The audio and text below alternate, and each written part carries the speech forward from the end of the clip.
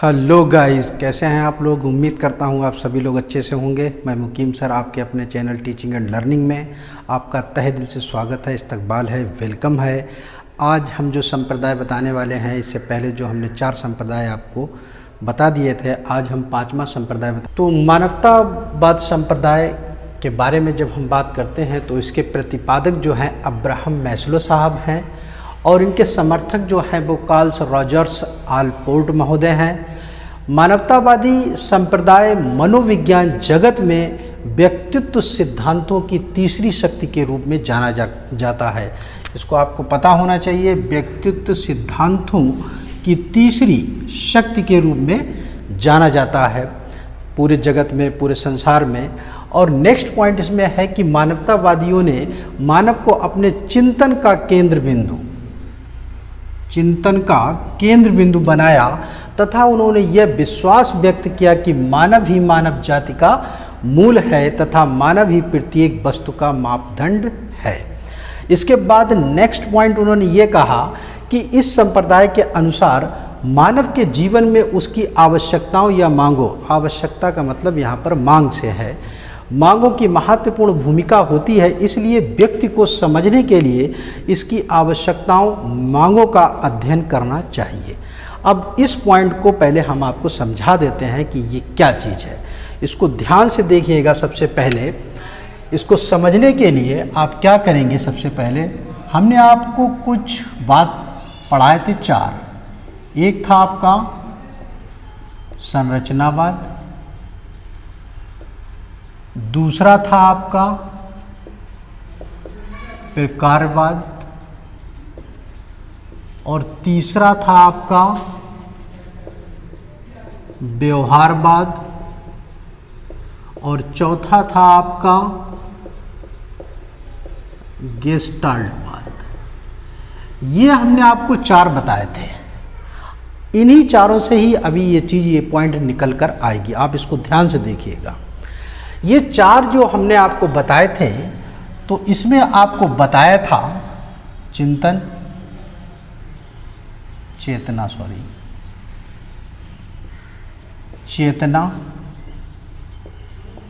या संवेदना। ठीक, इसमें जो बताया गया था वो ये बताया गया था चेतना के कार्य, चेतना के कार्य। इसमें जो बताया गया था वो व्यवहार बताया गया था और इसमें जो बताया गया था गेस्टाल्टवादी में, वो आपका था पूर्णता या समग्र या संज्ञान, इसी को बोलते थे, मतलब बाद में बोलते थे। ये सारी चीज़ें इनमें थी जो हमने आपको बात 4 बताए थे। तो मानवतावादियों का ये कहना है कि ये जो सारे जो 4 बात थे और इनसे जो चीज़ की बात कही गई थी, इन सब की जो बात कही गई है, इनकी ना बात करते हुए मानव के आवश्यकताओं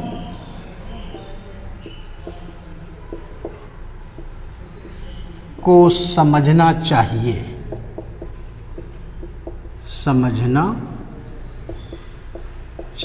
जब मानवतावादियों ने ये सारे पॉइंट्स को खारिज करते हुए कहा कि इनकी ना बात की जाए, इस बात के बजाय अगर ये कहा जाए कि मानव की आवश्यकताओं को समझना चाहिए, यहीं से एक सिद्धांत निकला।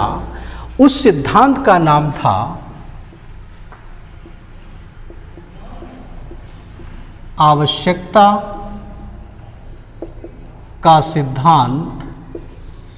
इसी को बोलते हैं मांग का सिद्धांत। तो ये बात आपको क्लियर हो गई कि जो आपके संरचनावाद था, प्रकारवाद था, व्यवहारवाद था, गेस्टाल्टवाद था, उन्होंने जिस जिस पर काम किया, तो उस पर मानवतावादियों ने ये बात कही कि इनकी बात ना करें, इनकी बात करने के बजाय मानव की आवश्यकताओं को समझना बहुत ज़रूरी है। वहीं से एक सिद्धांत निकला, आवश्यकता का सिद्धांत जिसको बोलते हैं, मांग का सिद्धांत। अभी हम आपको आवश्यकता का सिद्धांत और मांग के सिद्धांत के स्टेप बताएंगे, जो कि बहुत इम्पॉर्टेंट है। आप ध्यान से देखिएगा, चाहे इसका स्क्रीनशॉट ले लीजिएगा, इसको मिटा देते हैं फिर हम इसको बताते हैं। देखिएगा, आइए अब हम आपको बताते हैं आवश्यकता का सिद्धांत या मांग का सिद्धांत। आवश्यकता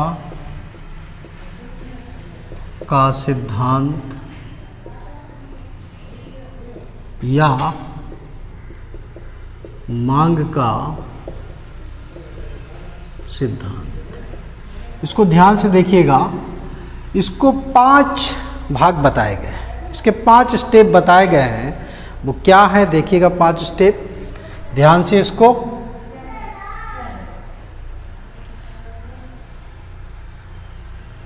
पांच स्टेप। पहला, दूसरा, तीसरा, चौथा, पांचवा। ये फर्स्ट, सेकंड, थर्ड, फोर्थ, 5। सबसे पहली मांग है शारीरिक।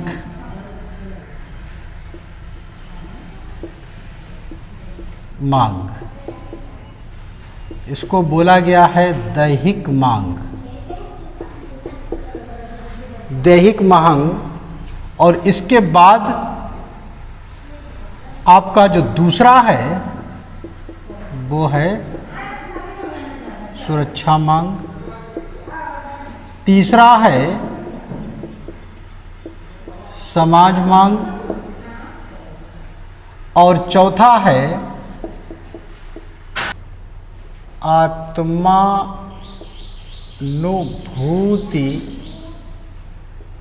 मांग। ठीक, ये 5 हैं।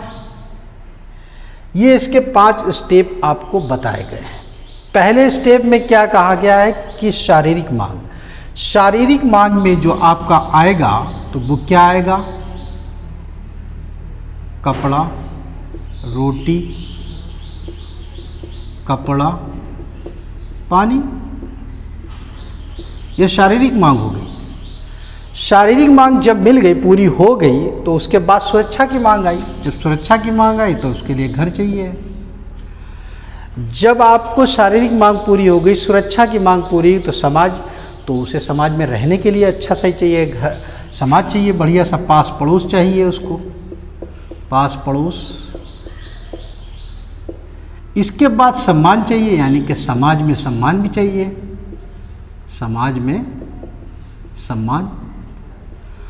और ये जो है, जो लास्ट जो है, जिसको हम आत्मा से मिलन बोलते, परमात्मा का आत्मा से मिलन, परमात्मा का आत्मा से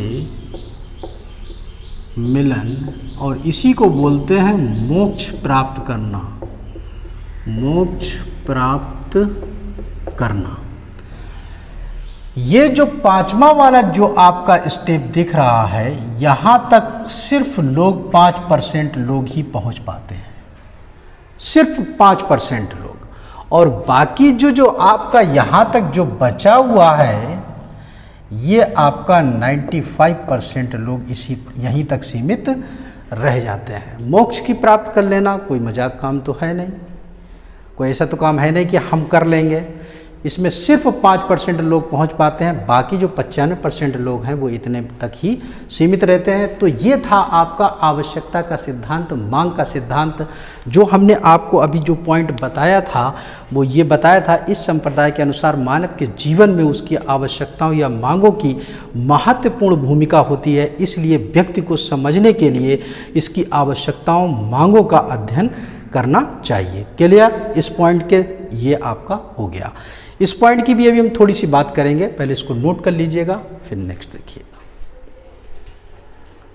आइएगा देखिएगा, इसके बाद जो हमने आपको आवश्यकता का सिद्धांत, मांग का सिद्धांत बताया, हमें उम्मीद है कि आप लोगों को समझ में आया होगा। अगर समझ में आया है तो वीडियो को ज़्यादा से ज़्यादा लाइक शेयर करें ताकि हमारा भी हौसला बढ़ जाए, क्योंकि आप समझ सकते हैं कि कोई भी अगर वीडियो बनाया जाता है तो उसके लिए पहले से तैयारी करना पड़ती है, मेहनत करना पड़ती है। तो कम से कम आपका एक लाइक हमारा हौसला बढ़ा देता है, आपका एक शेयर हमारा हौसला बढ़ा देता है। आइएगा, ठीक है, इस पॉइंट की बात हमने कर दी। इस संप्रदाय के अनुसार मानव के जीवन में उसकी आवश्यकताओं या मांगों की महत्वपूर्ण भूमिका होती है, इसलिए व्यक्ति को समझने के लिए इसकी आवश्यकताओं और मांगों का अध्ययन करना चाहिए। ये मानवतावादी कहते थे, वो हमने आपको बनाकर दिखा दिया था। इसके बाद लास्ट में देखिएगा, मानव के सर्वांगीण विकास के लिए भौतिक प्रगति, नैतिक प्रगति तथा आध्यात्मिक प्रगति की ज़रूरत है। तो भौतिक वाली तो बात तो सही है, भौतिक होगा तो फिर नैतिक भी आना चाहिए, लेकिन आध्यात्मिक की बात क्यों की गई है? तो आध्यात्मिक मानवतावादी कभी कभी पूछ दिया जाता है, आध्यात्मिक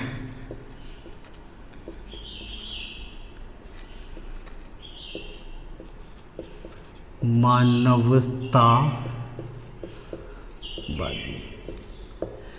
आध्यात्मिक मानवतावादी, पहले आप ये जान लीजिएगा कौन थे, इनका नाम आप याद रखिएगा। रविंद्रनाथ टैगोर। ये आध्यात्मिक मानवतावादी थे, ये मानते थे इस चीज को। लेकिन इन्होंने आध्यात्मिक क्यों लिया, किस लिए लिया? कि बाकी तो सारी चीज़ें ठीक है समाज के लिए, लेकिन अगर कोई व्यक्ति किसी भी धर्म या पंथ का है तो उसमें कट्टरता का भाव तो होना ही नहीं चाहिए। सभी के बारे में सब कुछ सोचना चाहिए, अच्छी तरीके से लोगों से मिलना चाहिए, द्वेष की भावना नहीं रखनी चाहिए। और मानव जात जो है वो बहुत ही अच्छा है, बहुत ही बेहतरीन है, इसमें किसी प्रकार की कोई नफरत नहीं होनी चाहिए और सारे धर्मों को जो है स्वतंत्रता देनी चाहिए। इसके बाद जब आध्यात्मिक मानवतावादी जो थे हमारे रविंद्रनाथ टैगोर साहब, तो इन्होंने एक बात कही थी। वो क्या बात कही थी,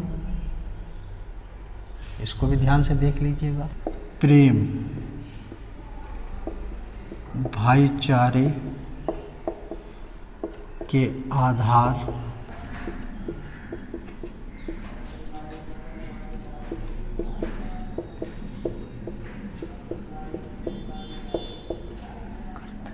तो देखिएगा, रविंद्रनाथ टैगोर जी जो आध्यात्मिक मानवतावादी माने जाते हैं, उन्होंने कहा कि प्रेम भाईचारे के आधार तथा वसुधैव कुटुंबकम में विश्वास कर विश्व के मानव कल्याण की बात करते हैं।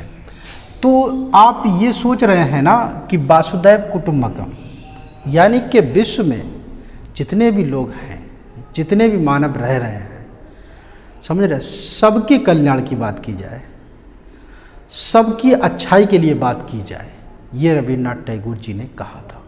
तो यहाँ पर जो बात लिखी गई, यहाँ पर जो पॉइंट लिखा गया है कि मानव के सर्वांगीण विकास के लिए भौतिक प्रगति, नैतिक प्रगति और आध्यात्मिक प्रगति की ज़रूरत है।